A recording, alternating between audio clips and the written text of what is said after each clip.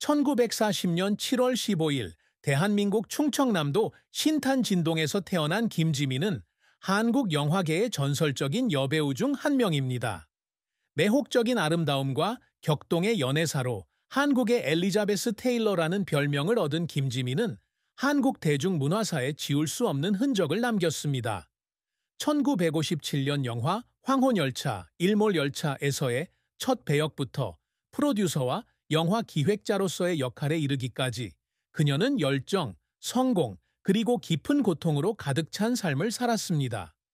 그녀의 삶은 경력의 영광과 감정적 상처, 끊임없는 노력, 그리고 팬들에게 후회를 남기는 비극적인 결말이 뒤섞인 복잡한 그림입니다. 김지미의 인생에서 가장 큰 슬픔은 1998년 그녀가 겨우 28세의 나이로 큰딸 최영숙을 잃은 것이었습니다. 배우 최무룡과의 첫 번째 결혼에서 태어난 영숙은 김지미에게 자랑스러운 딸이었습니다. 영숙은 어머니처럼 배우가 되겠다는 꿈을 품은 젊은 예술가였습니다. 그러나 비극적인 교통사고로 세상을 떠나자 김지미는 깊은 슬픔에 잠겼습니다. 2005년 김지미는 흔치 않은 인터뷰에서 딸의 사망 소식을 접한 날 세상이 무너진 듯한 고통을 겪었다고 털어놓았습니다. 서울 아파트에서 영숙의 사진을 움켜쥐고 며칠 동안 울었습니다.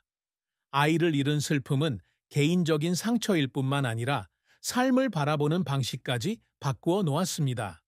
김지민은 더욱 내성적이 되어 대중 앞에 모습을 드러내지 않았고 딸이 가장 좋아하는 꽃인 흰 국화를 들고 영숙의 묘소를 자주 찾았습니다. 이러한 슬픔은 김지미에게서 결코 사라지지 않았습니다. 특히 비극적인 영화에서 깊은 상실과 슬픔을 연기하는 그녀의 연기에 이 슬픔이 스며들었습니다. 김지미는 친한 친구에게 카메라 앞에 설 때마다 영숙이를 떠올렸고 스크린에서 흘린 눈물은 종종 진심이었다고 말했습니다. 영화 프로젝트와 스타로서의 책임으로 바쁘게 살아온 딸과 함께할 시간을 충분히 보내지 못한 것에 죄책감을 느꼈습니다. 이러한 고통은 남은 딸 홍경임과의 순간들을 더욱 소중히 여기게 했고 경임을 대중의 시선으로부터 보호하기 위해 최선을 다했습니다. 영숙이를 잃은 슬픔은 김지미의 영혼에 뗄 수 없는 부분으로 그녀의 삶의 방식과 이후 마주한 어려움에 영향을 미쳤습니다. 김지미의 영희는 60년이 넘는 세월 동안 큰 성공과 고통스러운 실패로 점철된 여정이었습니다. 1957년 서울 덕성여고 재학 시절 배우 생활을 시작했습니다. 김기영 감독의 눈에 띄어 영화에 캐스팅되었고 이 영화는 그녀의 스크린 데뷔작이 되었습니다. 김지미는 빼어난 미모와 타고난 재능으로 일약 스타덤에 올랐고 1961, 청춘을 변상할라, 1665, 986 등의 작품에 출연하며 찬사를 받았습니다. 이러한 작품들은 그녀의 다재다능한 연기력을 보여주었을 뿐만 아니라 한국 영화 황금기를 이끌었던 여배우로서의 위상을 확고히 했습니다. 1960년대에는 그녀의 외모뿐 아니라 카리스마와 대중성으로 엘리자베스 테일러에 비견되기도 했습니다. 2000년에는 한국영화평론가 협회상에서 평생 공로상을 수상하며 예술에 대한 그녀의 헌신을 증명했습니다. 김지미는 배우 활동 외에도 프로듀서 겸 영화 기획자로도 활동했습니다. 1980년대에는 새롭고 독창적인 작품을 만들겠다는 포부로 영화 제작사를 설립했습니다. 그녀의 가장 주목할 만한 작품 중 하나는 주연과 제작을 모두 맡은 영화 1986입니다. 이 영화는 감동적인 스토리와 세련된 스토리텔링으로 호평을 받았지만 기대했던 상업적 성공은 거두지 못했습니다. 이 실패로 김지미는 재정적 위기에 빠졌고 빚을 갚기 위해 자산 일부를 매각해야 했습니다. 그녀는 사무실에 혼자 앉아 적자 기록을 보며 좌절감에 눈물을 쏟았던 밤이 있었다고 회상했습니다. 하지만 그녀는 굴하지 않았습니다. 영화와 TV 프로젝트에 참여하며 꾸준히 활동했고 점차 업계에서 자신의 입지를 되찾았습니다. 그녀의 경력에서 또 다른 어려움은 엔터테인먼트 업계의 치열한 경쟁이었습니다. 1970년대 젊은 얼굴들이 등장하는 새로운 영화 바람이 불면서 김지민은 잊혀질 위기에 처했습니다.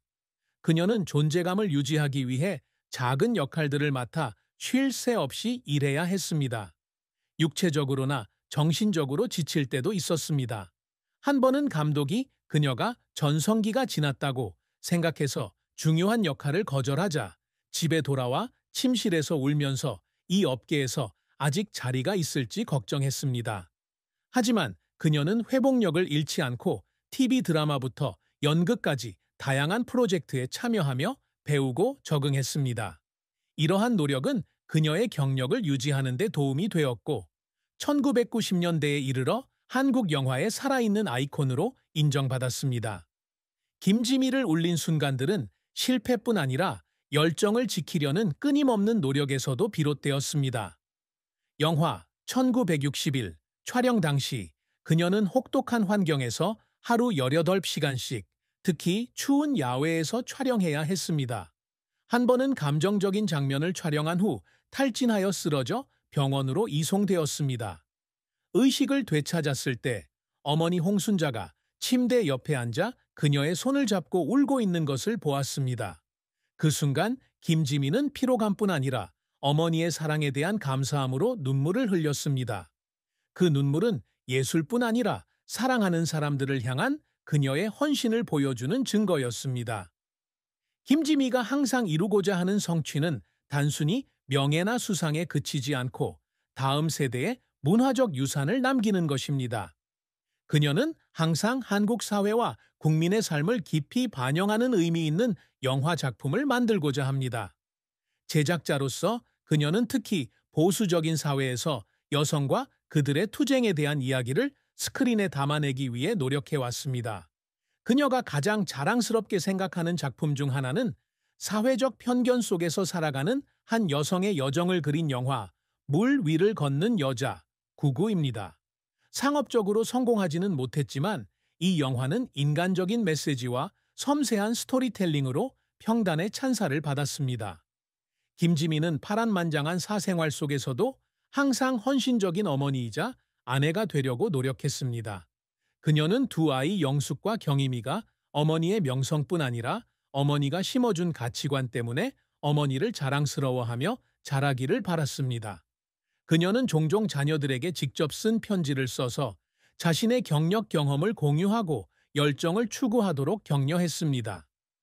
영숙이 세상을 떠난 후 그녀는 딸의 이름으로 연기를 꿈꾸는 젊은 예술가들을 지원하기 위한 장학기금을 설립했습니다. 2000년에 설립된 이 기금은 수십 명의 저소득층 학생들이 예술 교육을 받을 수 있도록 도왔으며 김지민은 자주 이들을 만나 자신의 경험을 공유합니다. 그녀가 추구했던 또 다른 업적은 한국영화유산 보존이었습니다.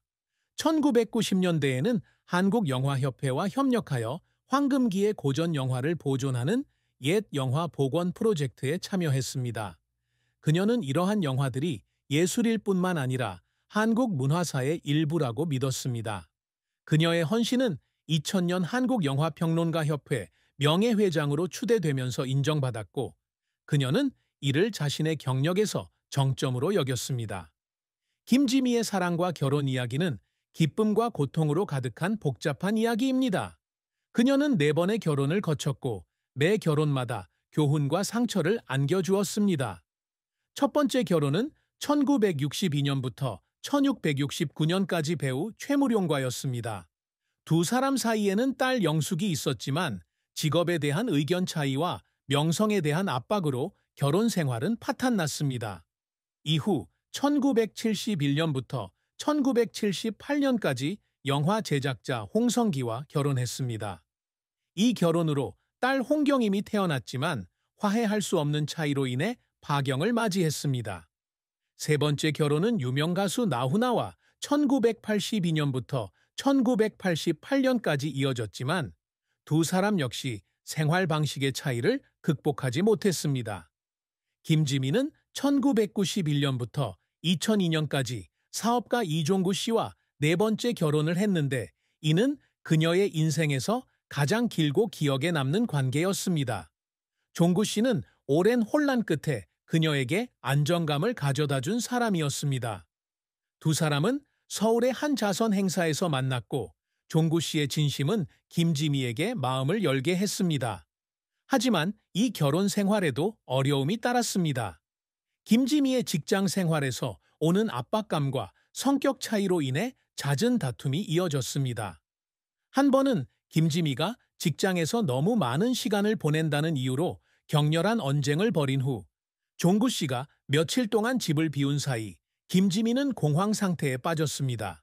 그녀는 직장 생활도 중요하지만 사랑과 가족이 자신에게 가장 필요하다는 것을 깨달았습니다.